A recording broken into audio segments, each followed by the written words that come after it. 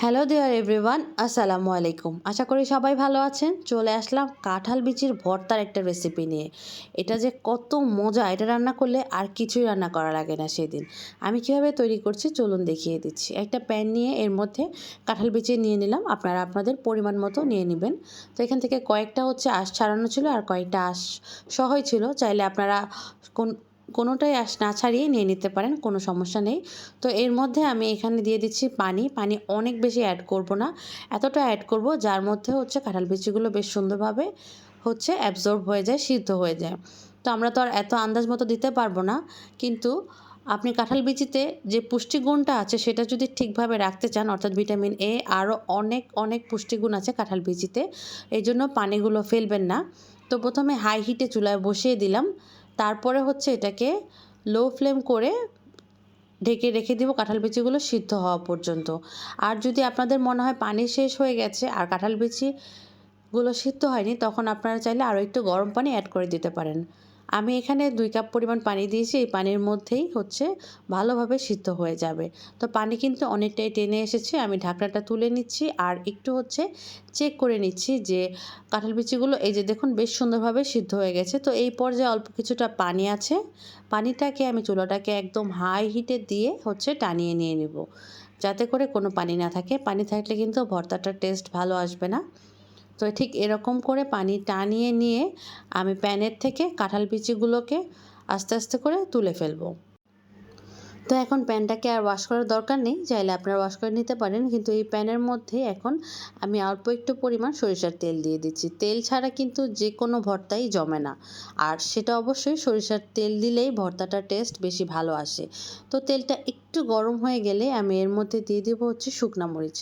আপনাদের যার যেরকম ঝাল পছন্দ সেই অনুযায়ী শুকনা মরিচ অ্যাড করে দিতে পারবেন। তো তেলের মধ্যে শুকনো মরিচ ভাজতে বেশি একটা সময় লাগেনি।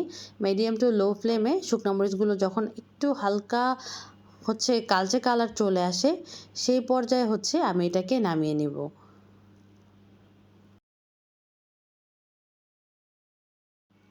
ওই তেলের মধ্যেই দিয়ে দিলাম রসুন। ভর্তাতে রসুনটা মাস্ট, আর আমি একটু বেশি করেই দিই, আমার কাছে বেশি রসুন দিয়ে ভর্তা ভালো লাগে খেতে।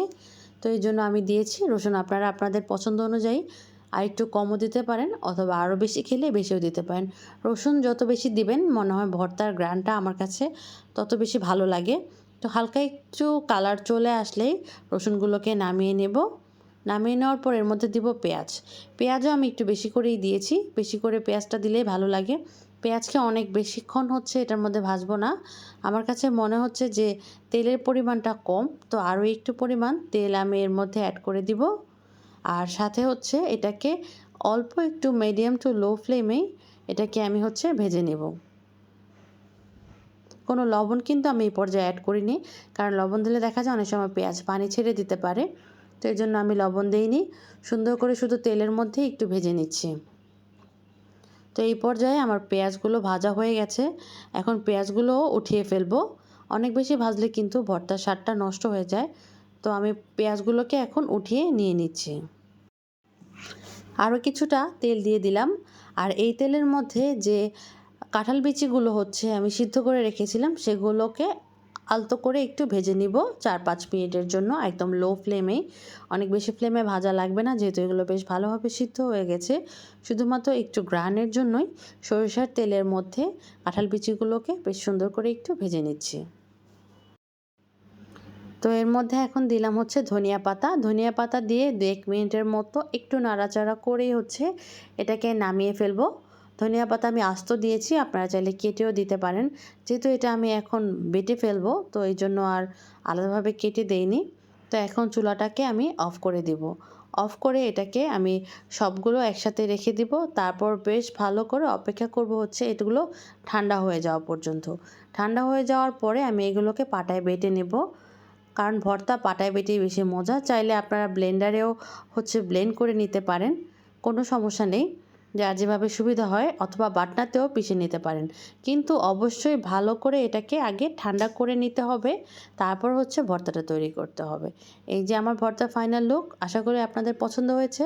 সবাই অনেক ভালো থাকবেন, সুস্থ থাকবেন। আজকের মতো এখানেই বিদায় নিচ্ছি। আল্লাহ হাফেজ।